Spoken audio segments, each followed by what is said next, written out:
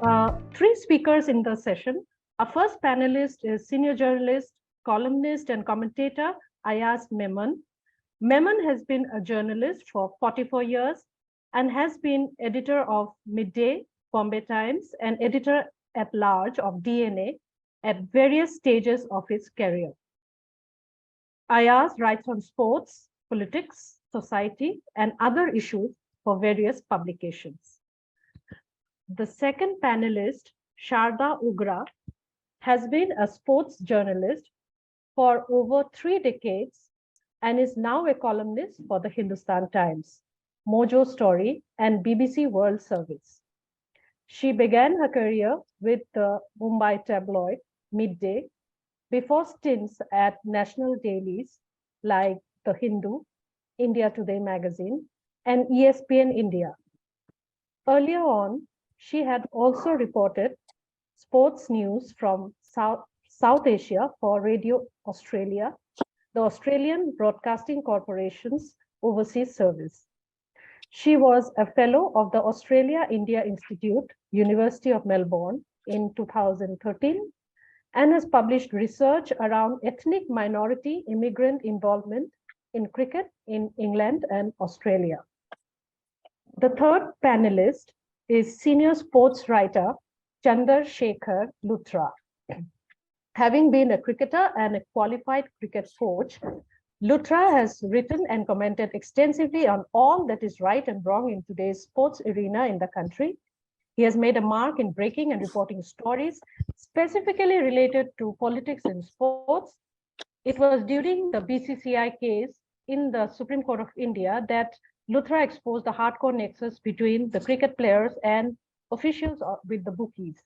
Many of his stories were produced as evidence in the apex court and has an impact on the way cricket was played and governed in India.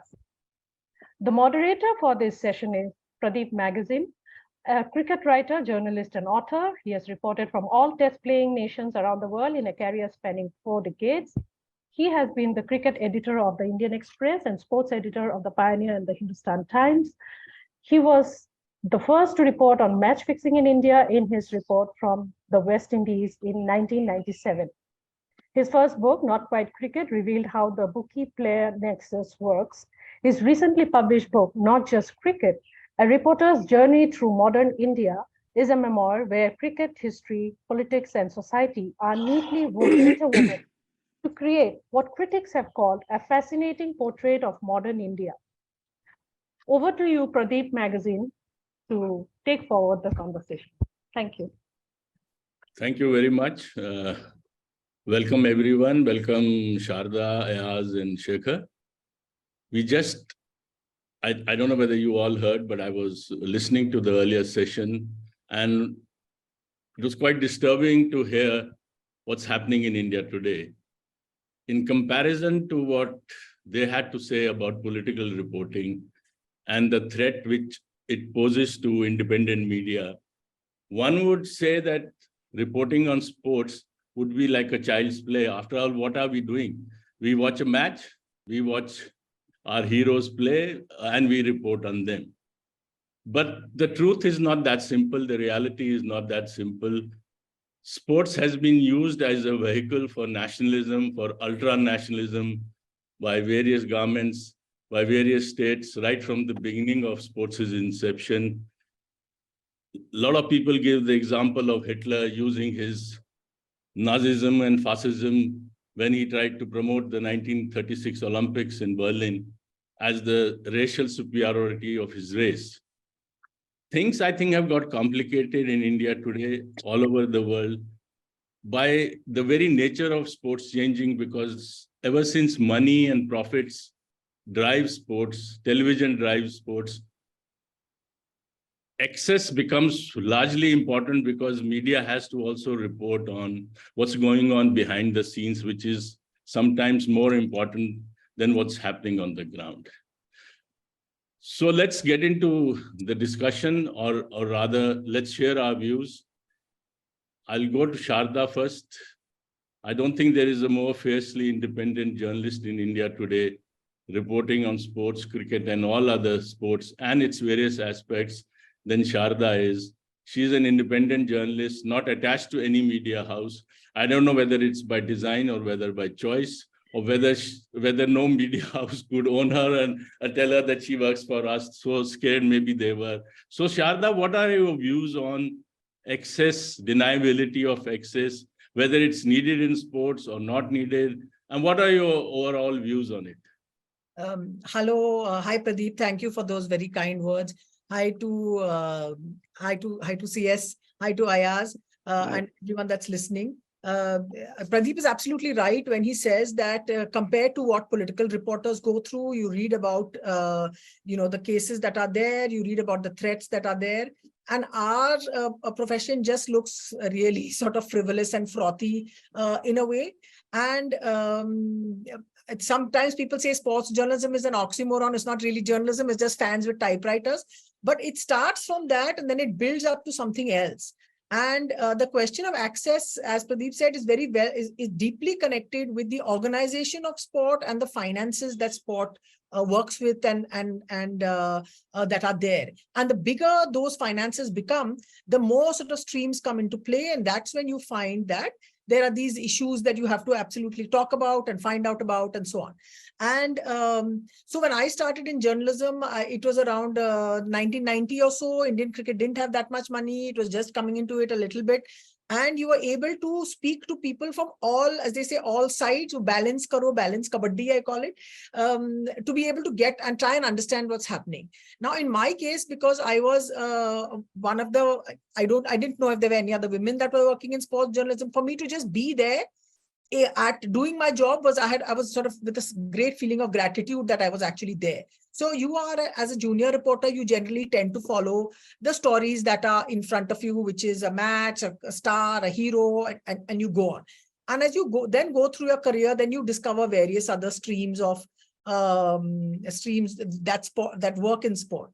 At the time, it wasn't a question of access so much as if I think about it now, particularly in Olympic sport, it was like propaganda, because who are we getting a chance to speak to more frequently was officials, people that ran the thing, that ran various sports. And you kept saying, but why aren't our athletes more successful? And the fault turned around always and went on to the athlete.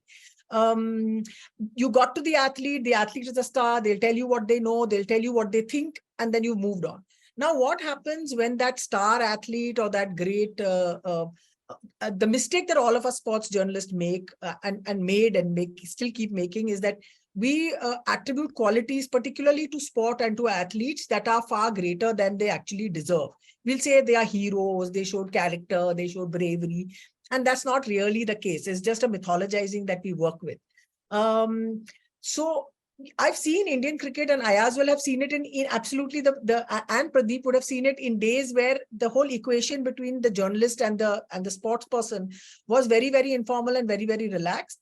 And now, as sports gets bigger, as it gets more professionalized, the sort of gatekeepers come in the way, and the gatekeepers are the guys that step in and they sort of block the media reaching out to them, because there's just too much media, whatever the reasons that may be. So what happens when access is controlled is then your chance of writing the same story over and over again goes. You can't reach out to XYZ and say what happened in that innings. And as a reporter, then you try and find something else. And something else pops up. And so there's an American journalist called Frank Deford who said a great thing. He said, and he was a guy who had hung out with Muhammad Ali, and he knew all these great athletes, and they were his friends. And what's said in the locker room stayed in the locker room, all that stuff. And he says the moment you start getting gatekeepers and you close the door, then you become the journalist. You stop being the fan with the typewriter. You still are. You come and go. But then you become the journalist and you say, okay, now let me now find something and hammer them or whatever. That was Frank Deford's expression, not mine. So in a way, we've seen that in cricket because it's grown to a scale that is barely comprehensible to us anymore in terms of the finances that are there. And it's not talked about that much because the media is almost taken over, in the sense the BCCI runs its own feed, the television feed that there is. People have forgotten that commentators would be criticizing cricketers, the Indian cricketers. They don't criticize them anymore because it's part of this whole circuit. So I think as reporters, we have to find things around it. It doesn't mean we love sports less or more than we did before. It's just that I think we become more of journalists. I don't know whether Pradeep or whoever else agrees with me. So those are my few comments at the start. Thanks, Sharda. Ayaz, I don't think there is anything in Indian sport which you haven't seen, witnessed, or not written about. As a senior most cricket writer here, journalist here, you not just been a sports editor, you've been an editor of a couple of newspapers, I think of Midday, of DNA. So you know inside out from all sides, from sports side, from journalism as a reporter, political reporting, business. So what are your views on have things changed, or how have they changed, and why have they changed?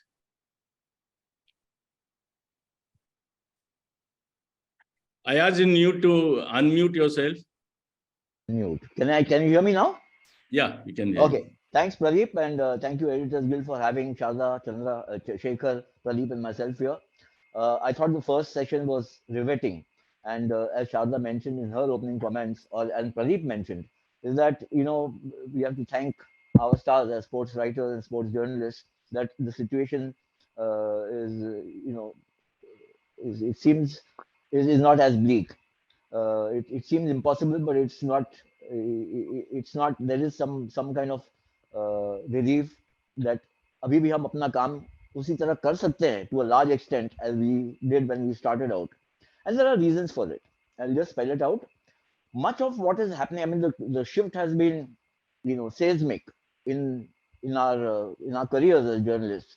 There's been so much that we could do earlier without compunctions, without thinking, not without thinking, but without worrying about ये आज हमें मिलेगा या नहीं, will we have access to this or not, will we get this, is this privileged information, how to go about getting it.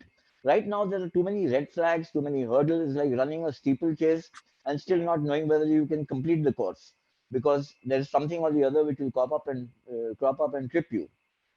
Where the relief comes in, and I'll just spell that out because I think it's also interesting to understand where sports is concerned is, and especially as we head towards a more kind of, if I might use the word, deliberately, a very totalitarian approach to everything in the media from the outside, obviously not within the profession, is that a lot of the things in sports are controlled by federations and associations which actually exist outside the country, So, for instance, the Indian Olympic Association is a constituent of the International Olympic Committee, and there are certain things they have to adhere to. You can't get away without adhering to that. You might lose your Olympic status. So there is that constraint on federations and associations of national importance in India, where they have to toe the line willy-nilly. In cricket, it's getting a little more skewed because India is as I say, the Mecca and El Dorado of the sport. Everything about cricket is now located in India. You've got 70% of the moolah coming in from here, 70% of the audience, and therefore the ICC, which is the controlling, the governing global body, is constantly kowtowing to the BCCI, and that therefore creates, a situation that the BCCI can do pretty much what it wants. It's not, as I mentioned earlier, it's not as foreboding as it is becoming in the realm of politics. I don't know about the business sector. Maybe there are some stories there. But in terms of sports, there are some things that we still cling on to, which allow us to do our work in a more unfettered manner. Having said that, there are obviously the issue of access, the issue of getting to the story. And nowadays, in the world that we live in, the real story is behind the story, isn't it? I mean, we all watch the match, and then we want to know what else is happening. So I'll just give you an example of cricket, for instance. Cricket today, if you have to be a cricket writer, you have to be also somebody who's, if not a qualified chartered accountant, at least knows how to read accounts. If you're not a lawyer, at least you must understand what forensic medicine is all about, or forensics is all about. I mean, you have to know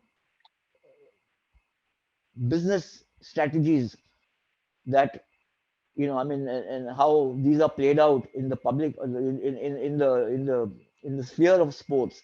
Otherwise, you are missing out on very crucial stories, and that's where the hardships come in. Access to players has become an issue because players have become as performing artists, and this has happened all over the world. It's not peculiar to India. It's not easy to access a Mahendra Singh Dhoni or a Virat Kohli easily unless you go through their manager or their franchise or the BCCI, etc. But that's also true of a Roger Federer and a Nadal and a LeBron James. It's not peculiar only to India. That's the nature of the beast now.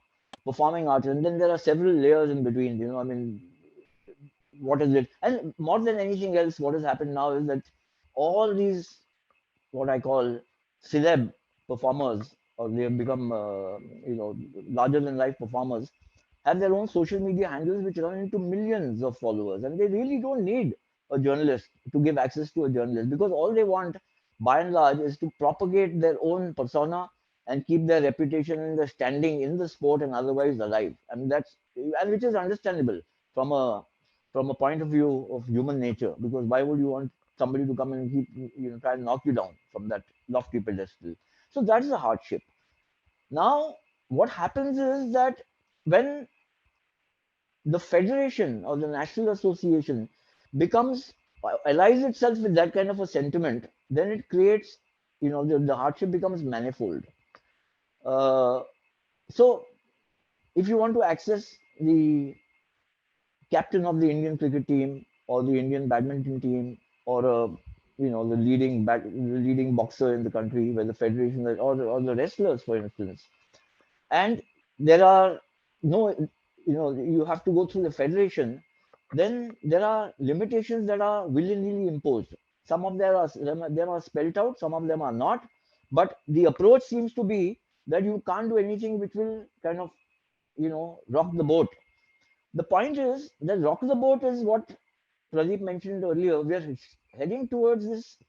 Everything should be dovetailed into this very ultra nationalistic approach that we are all gungo, we are the greatest thing on earth. Everything that is happening is all rara and wawa, and nothing is going wrong. But actually, we all know that things may not be as brilliant as it looks. It may not be sinister, but there are issues that come up. We've seen in the recent past the issue of the wrestling federation, wrestlers coming out, some of the leading wrestlers coming out and talking about what's going on or what's going wrong in the federation.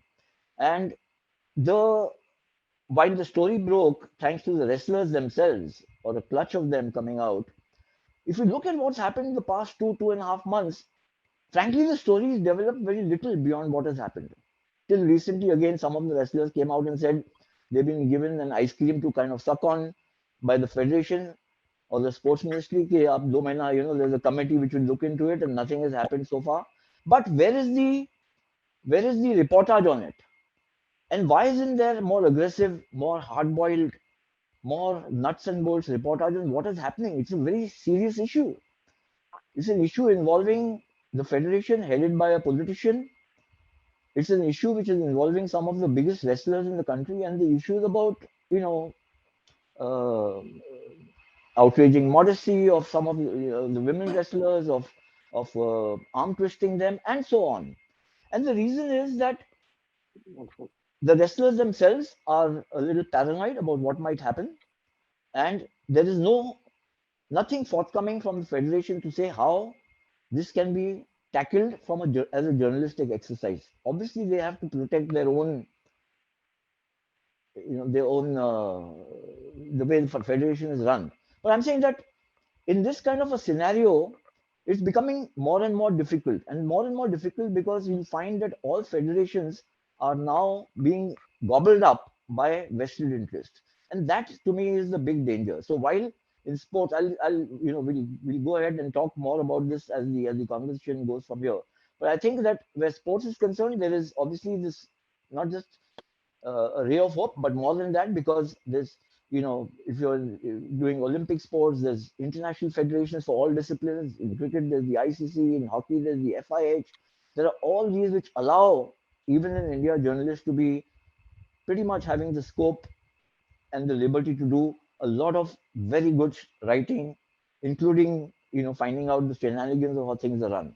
But more and more, one finds that there are constraints creeping in. And I think the challenge for all of us is how to tackle those at the not at the individual level, at the organizational level, from a media platform, and also impressing on people who run these federations that, hey, there is a way you can whitewash everything, but it's not going to help the sport. And therefore, there is a need for, I think, serious, serious, well-intended journalism to continue even in this area of sports. It's not just to use the phrase which has been used earlier, that it's not just a frivolous, exercise in the field of journalism. It's actually a lot of serious stuff which is happening. I asked the issue you raised in the end about the wrestlers and media not reporting actually is connected to the issue which was being raised by the earlier panelists when they were discussing politics, censorship. I mean, nobody has the courage to report. You have the sports minister or the information and technology minister, not even the sports minister. He is now the information technology minister. His brother is the treasurer of the Indian Cricket Board. He steps in and just vetoes the wrestlers who are making serious allegations. He forms his own panel. The panel, nobody knows what that panel's report is. The wrestlers are unhappy. Nobody is reporting. Why? I think it's a serious issue. Why is, for the same reasons, what is being done is that media, even the sports journalist media, when it comes to reporting on off-the-field events, which are serious issues, are being controlled. I have Shekhar Luthra with me, the youngest of the lot, someone who has written extensively on corruption in sport, and somebody, I think, who is also a victim of his writings, because as far as I believe, he's also not attached to any organization. He finds it difficult to get his reports published. I think Shekhar is the right person to throw light on what he thinks is the present scenario in sports, deniability of access, and what's happening. Thank you, Pradeep, for having me. And hello, Ayaz sir. Hi, Sharda. I hope you are hearing me. Yeah. Okay.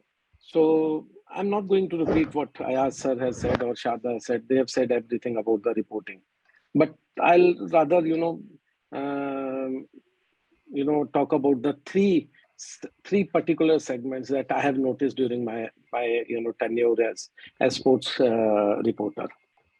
I started in 1995, early 95, 94 last. And that was the time, because I was failed in the sense I could not play that much as I wanted to. I was a failed cricketer or a qualified coach or a gold medalist coach, but I never wanted to take up that job.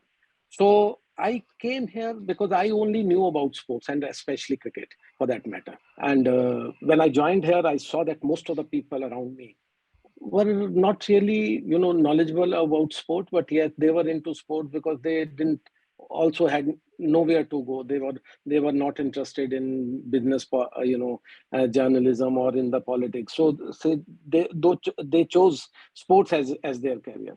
So anyway, that time Pradeep sir, I know Ayaz sir was too big. Pradeep sir was writing about few things later on till 1999 and all.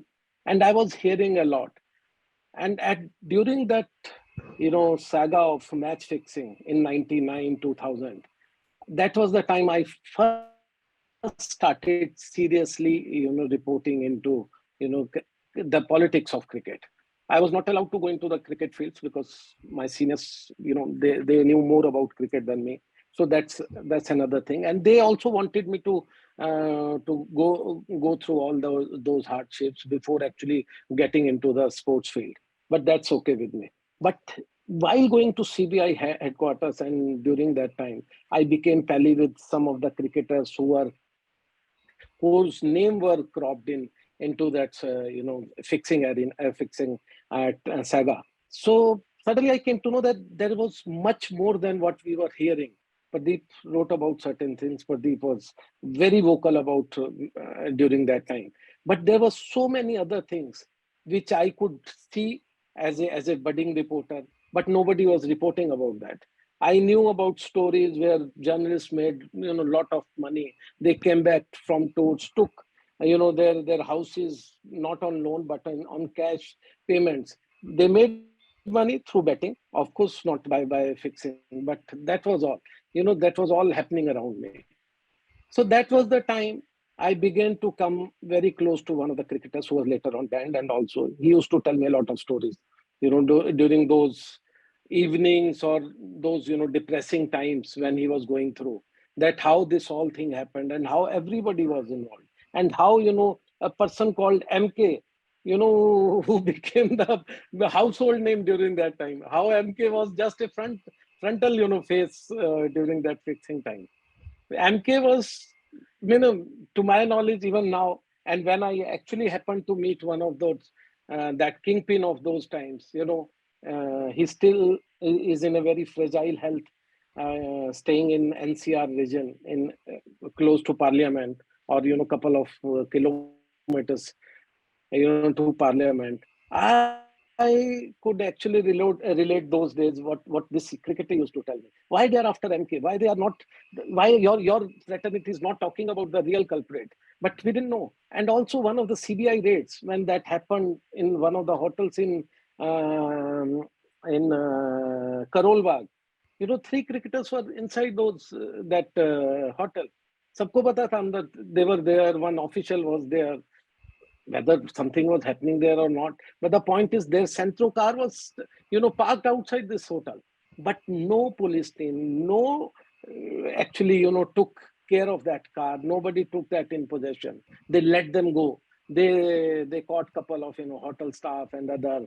There was news all around that. I spoke about that to one of my seniors. They said, just, aap chill karo. This is not your subject. But anyway, that was one saga. I thought there was a lot of corruption which we were not reporting. But then came the second part, when I was allowed to write about these things. But that was a part when cricket or these politicians, politicians were always there in the cricket administration or in the administration of all other Olympic sports. But they were not really, hands-on with the, which person to be selected to give your story, or as Chander Shekhar in the earlier debate said, that it is not the privilege of the journalist to have access to these politicians. It is the other way around. They pick you, they choose you, okay, as an instrument. Okay, मेरी story को आगे कौन लेकर के जाएगा?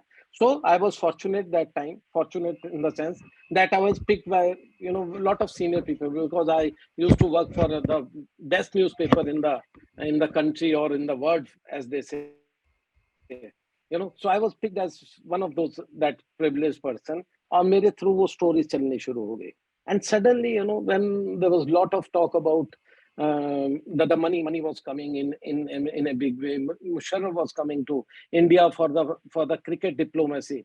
Suddenly I got a call in the night, say 10 o'clock. The entire page was ready, front page. There was some Advani story was going on. He was a big time, and obviously the home minister, and he was also plugging his stories. So I was also being used as a plug. So suddenly I got a call कि कल कोई match नहीं होगा दिल्ली में. There will be no match, no Musharraf visit. We are not bothered, because there was a case coming up on the next day, which was Wednesday, in the Supreme Court. How the money is to be shared by the Doordarshan and the public or the private broadcaster. So I wrote that. They said it has to go page 1. I told my editor, they took it on page 1. Next day there was hearing. Obviously that suddenly, the case was settled within few not hours, few minutes. And the 70-30 divide was, made during that time. So I was very happy. I got so much of, clapping within my office that, oh, you have done this here. But suddenly then I realized that मुझे कैसे use किया गया किस तरह से, because I knew this person, because I was not the person जो बहुत great reporter था, but I was the person उनको पता था कि ये जो लिखेगा वो honestly he'll write whatever we tell him. So the later on, when I asked them the hard questions, I was the one castigated, the most. So that is later on part. And that was the second part. We started talking about, cricket, and we were writing, we were glorifying cricket. There was a lot of money coming in. And suddenly that third saga happened, of Lalit Modi in 2007 to 2008 when the IPL started, beginning. And just before that, in 2008, Pradeep remember that time, I was sent to Malaysia for, tri-series between India, Australia, and West Indies. During that time, Mr. Lalit Modi denied me that accreditation because of some technical reasons. So for one day just before the match, I was after him, boss, mujhe dijiye. So I was actually taken to a corner. And mujhe bilkul clearly he gave me his peace of mind. उन्होंने मुझे अपना vision समझाया कि how cricket reporting is going to happen in the next decade or so. I was told you'll have to pay whether you belong to this paper or this paper. Once IPL will come, you'll become cheerleaders. You'll have to pay. Your organization has to pay in order to get access to the exclusive reports. And when I, look back, when I actually, remember all those, what he was trying to preach me, I see the way cricket reporting is being done now, whether it's Saurav Ganguly or Jai Shah or anybody. There are only particular people who have access to these people. Nobody has their telephone numbers. And then fourth part, Jai Shah and his regime. Now nobody has access to him apart from one or two people who are the cheerleaders, who are not the reporters. The things have changed drastically in last, I would say, 2016, 2017 onwards, because now Supreme Court, I really want to say it openly. The Supreme Court has helped the government of the present to capture all the associations. I was very excited when this spot fixing case came up. I was inside the Supreme Court room, court number 1, court number 2, or the previous to that, the other court. Every second of that case, I actually thought that we are going to change the entire thing. हम इसको credible बनाएंगे. The cricket, will be very transparent. There will be no corruption in that. But we were all wrong. We were fooled by the power centers then. I was constantly told by a couple of people outside the court, "Okay, boss, ruke raho. Once this one crop of judges will go, you'll see how the decision will melt down."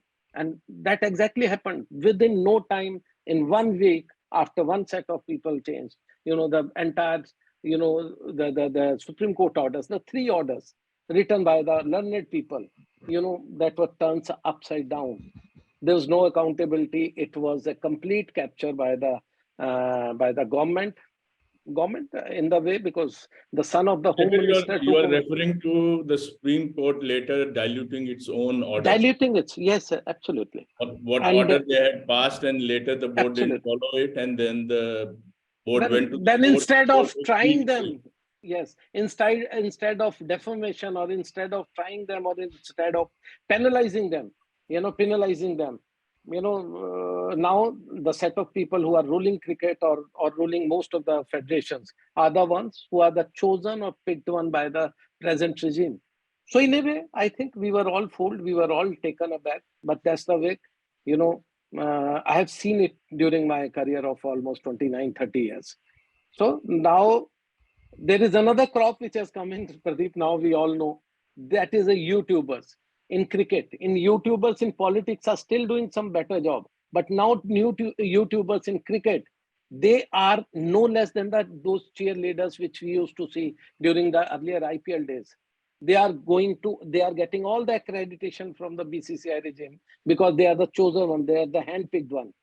How they are getting, the finances or anything is something only they can tell. But they could be seen in all the press conferences. They are being given all the access to the team, rooms, and they are the ones who are now reporting and writing because they have the access. They have been touring with the team, not we or you, and they have been getting, whether it's BBC or whether it's any other, any other portal.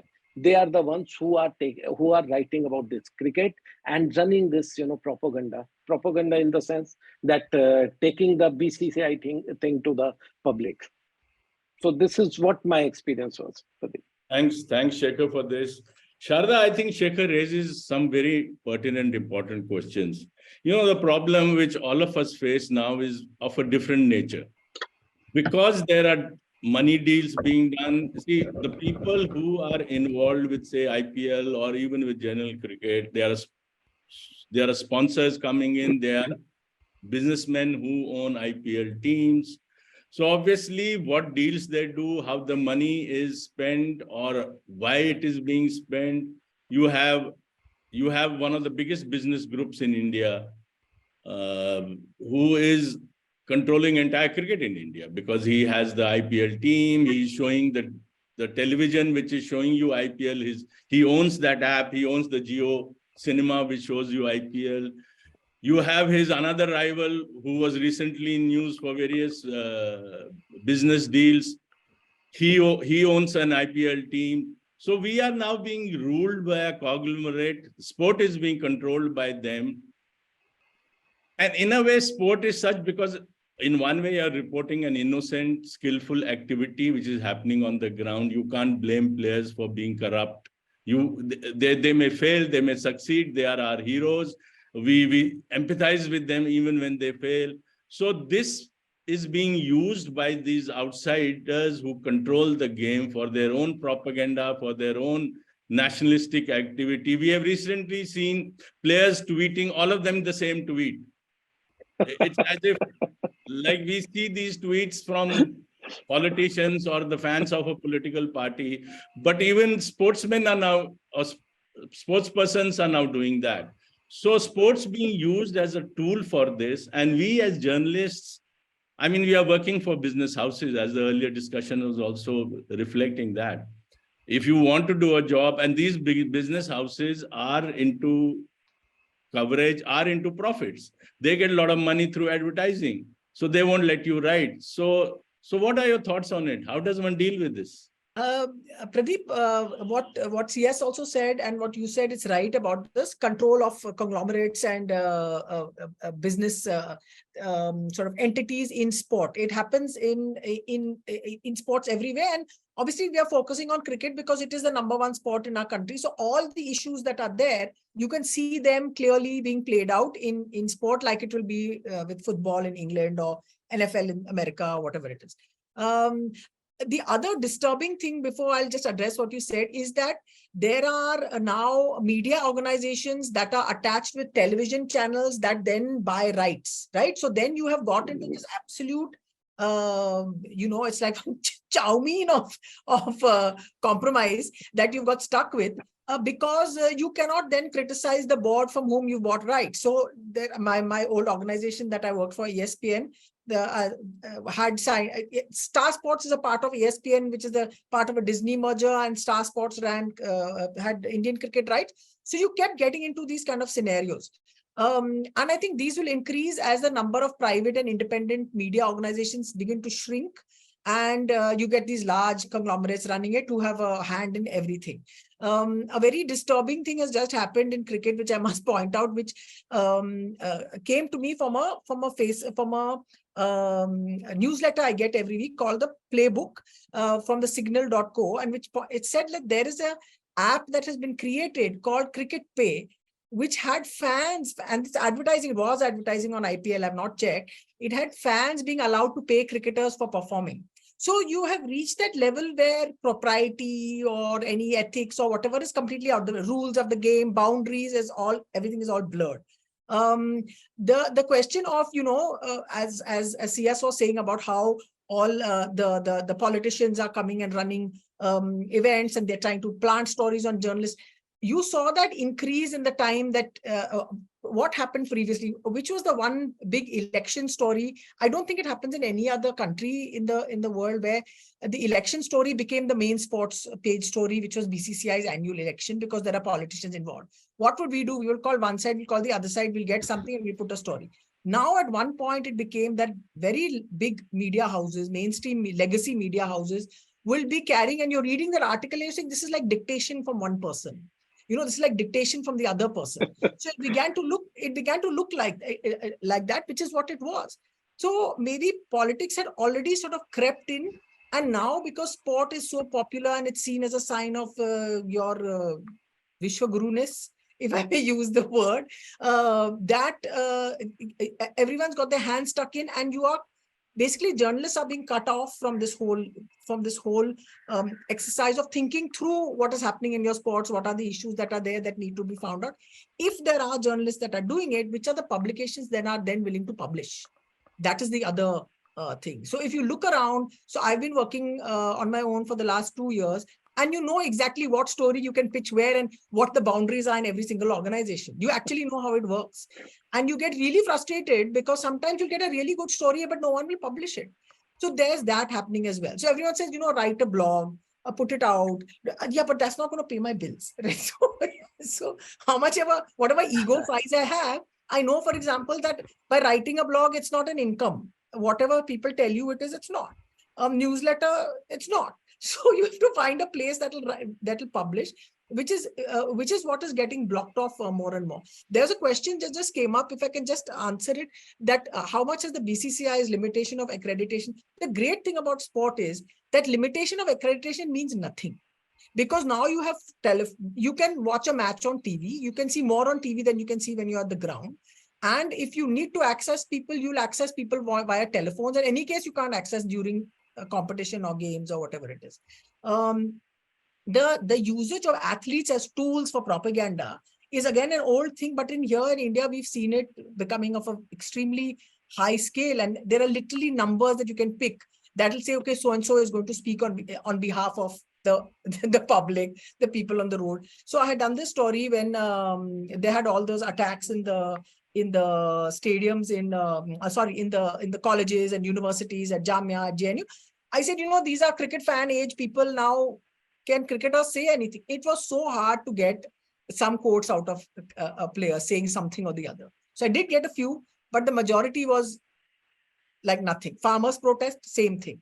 So, and I think the players who do speak, it's not that the athletes don't speak.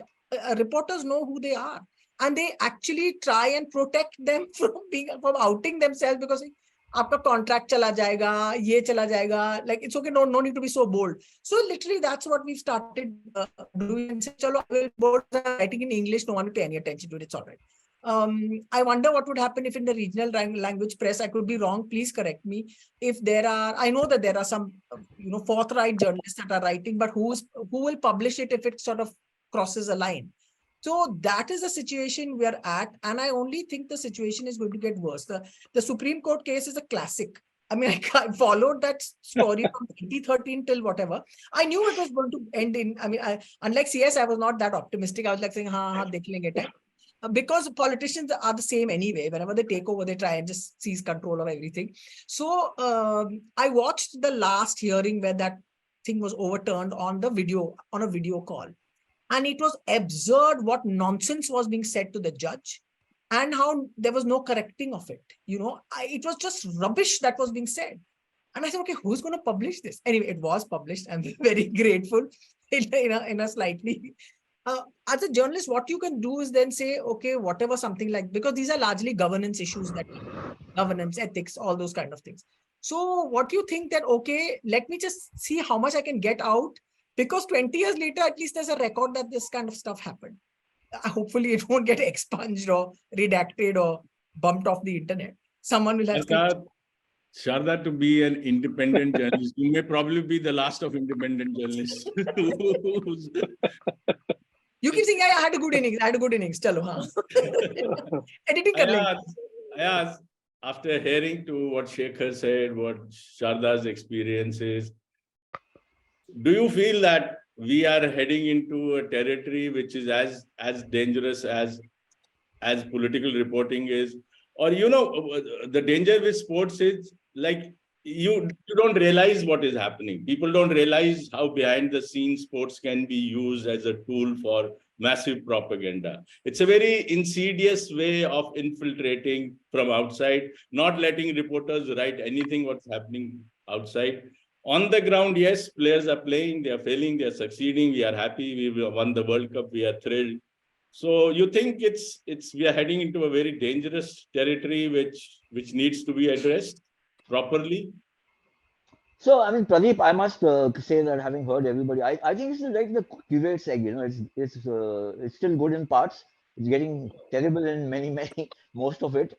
But there are some things that we can still aspire to and hope that it remains the way it is. I'm talking of sports. I also think on a more general level, even in newsrooms, and we worked in multiple newsrooms, all of us here, you know, even within the newsroom, there was always this feeling कि यार ये you know ये बड़ा serious journalist है या committed journalist है, and there is a whole bunch which are not. So it's not that, you know, we all come with a halo around our heads कि जो newsroom में आ गया journalist बन गया, he is God's Dane to mankind. ऐसा तो है नहीं.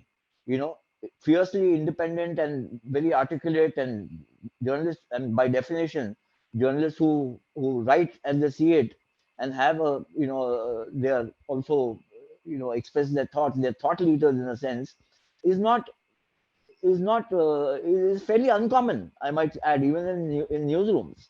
So you have to covet them. Having said that, I think the a lot of it's a twin thing, you know. I feel that even now, up just जहाँ पे, you know, not everybody is an independent journalist like Pradeep, you are today, Sharda is, CS is, and I am.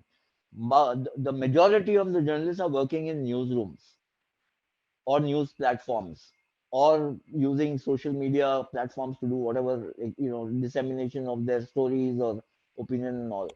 And a lot depends on how in newsrooms the editorial leadership sees things in the newsroom. You know, sports is seen as a very, at one level, a very easy sector to cover, because क्या आपको match जाके देखना है और जो हो गया match में देख के वो आप लिख दो, but that zamana is gone. Now we know that plain vanilla reporter doesn't make sense. There's television which has completely, you know, ruined that approach. You see everything in real time. I don't want to see, I don't want to read what I've already seen, and so on. But also what has happened, there are so many more dimensions and dynamics that sports involve, which are fantastic. The advent of business, the takeover by business or big business, it's a global phenomenon. It's not only happening in India. Perhaps in India it's like coming in now in the last 20-25 years, but you know, in most other sports it's happened 30, 40, 50 years ago. Now, how do you cope with these? And therefore, I think to come back to our central discussion on this in this conclave is about accessibility and the facility to do the honest journalist job. That is really the fundamental issue. Are you getting tripped from doing that? That is, to me, of the most significance. I think that there are challenges, as I mentioned. The biggest thrust or the driving force has to come from within the organization where you work. The other is, how do we square up to challenges which come from external, you know, sources. For instance, the social media has been completely, it's played havoc with conventional media structures. You know, Shekhar mentioned about people, YouTubers getting access, or whatever access they are getting. Maybe they are plants, but you still have to fight them. You know, and how do you do that? I think I think that more and more it is becoming incumbent on journalists who are, for want of an expression which sounds very lofty and highfalutin, but true to their salt, must be about going beyond the story, as I mentioned. I think we all need to accept that there is, एक तो जो आंखों देखी है, immediate आपको समझ में दिख रहा है, वो भी है, और एक जो है, it's not like seeing an accident or you know, an act of violence or a riot. If you report that with great, you know, great facility of language, that can be very compelling. But there are other stories which you may not obviously see, like the match fixing one, Pradeep, which you wrote about. Everything looked hunky dory, but nobody knew what the hell was happening behind the scenes. Now, how do you access that? One is you need access to the event. The other is to find access to things that are happening beyond what you see ordinarily. Now, I that asked is, the problem, as you were mentioning match fixing, the problem is that, you see, there has been recently a book by Neeraj Kumar, who has been the ex-Daily chief, and he was the BCCI anti-corruption head. If you read that book, it's so shocking to read about corruption after corruption at grassroots level, of sexual favors being demanded for district selections, of the board listening to everything but not acting at all. Vinod Rai was the head of the committee that time. He just ignored it. What does one do? Like, it's fine. You get a journalist worth his salt and who knows everything, but where does he write? Shekhar, what as concluding remarks, because I think we are getting very close to the time. On an optimistic note, let's look at it optimistically. I'm sure that you won't be able to, but still try. What do you think can be done? Well, there's no way I could be optimistic, Pradeep. Seriously. First thing, let me tell you, the people who used to bet very small, I'll call you in 5 minutes. small time betters in DDCA ruled the DDCA for almost 2 decades. The people who used to, the punters at that particular time. And once in 2011, if you remember, I wrote about how a known bookie, very well-known bookie in Delhi, was given access to Team India dressing room during the World Cup in 2011 in DDCA dressing room. I was sued criminally. I was defamation मैंने face किया for several years, and my organization was not ready to face that case. And मेरा full and final उस organization आज भी रोका हुआ है after I have left them in 2012 से, आज तक नहीं किया, because कौन लड़े उस छोटे मोटे पैसे के लिए. So that kind of criminal defamation, judges used to laugh there. Because Luthra sahab ab aap famous honge, because now the big people are after your life. So anyway, when I got receipts that how BCCI, how DDCI is paying for all that case of a BCCI. They paid 3.60 lakh to one lawyer. BCCI, DDCA ke treasurer ki uspe signature the. When I got those receipts, the matter was dismissed. And I was let off, honorably. Second thing, how, during the spot fixing case, B.B. Mishra was doing excellent job. He has written about some 600, 700 pages or even more than that. 600-700, those very, meaningful pages, and 7,000 reports or 5,000 word report, pages report was, another one. He submitted there in the Supreme Court. What happened? And when he was about to arrest a very, very prominent name in cricket, he got a call from that, guy he was reporting to stop that investigation. He was on record for doing, particularly. Nobody took cognizance of that. And then what happened? We arrested all this Neeraj Kumar and all. They don't write about these things. I have done several programs with him. I have asked him personally, what happened to those names who were never investigated? You have arrested Chandila, some, junkies, Chandila, Shri Chant, all those names, which were very small fries. What happened to the captain who went to become so big in Indian cricket now? And he was always a big. Nobody investigated. Unfortunately, I'll have to but इसका मतलब एक सार ये निकलता है कि आप चौवे छक्के जो लग रहे हैं टीवी पे खुल के रिपोर्ट कीजिए उन पे, और इसके बियॉन्ड आप जरा दूर रहिए. अगर उस पे हाथ डालेंगे तो जैसे आपको कोर्ट जाना पड़ा, and we all of us know that now there is no space in newspapers for writing that. So thanks everyone. If there are any questions, if we have time left for questions, I don't know. Pradeep, can I just make one more observation? Just a slightly optimistic one. Like yesterday, I met a friend of mine who's a reporter, in a proper organization, and he actually told me a really funny story, and I thought it was a lovely story, which has to be repeated here. That in a particular bureau, he said, any kind of story that he used to say that, okay, it's something about misgovernance, ethics, Sai hostel mein kya ho raha hai, yahan kya ho raha hai, some basically misgovernance and how badly athletes have been treated, it would never get published. He moved to another bureau, free reign. You can publish whatever you want over there. So, so there is stuff like this that's happening, but at a very small level, and this is a big paper. But he said, that's what we do. We try and get it out as much as we can. So at least it's there on the record. Thank you, Sharda. Thank you, Ayaz. I think we are up. Our time is up. So the host needs to take over, or if there are any questions. Thank you, Sharda Ugra, Ayaz Memon, Chander Shekhar Luthra, and Pradeep Magazine for this invigorating session on reporting on sports, the politics, the propaganda, and the various controls that influence sports reporting. As part of the Editors Guild of India Conclave on media controls, regulations, denial of access, and curbs on press freedom, we begin with our next session on reporting on business. Before we begin, here's an housekeeping announcement. If anyone has a question, they can type in their questions in the chat box, and the moderator can take the questions at the end of the session.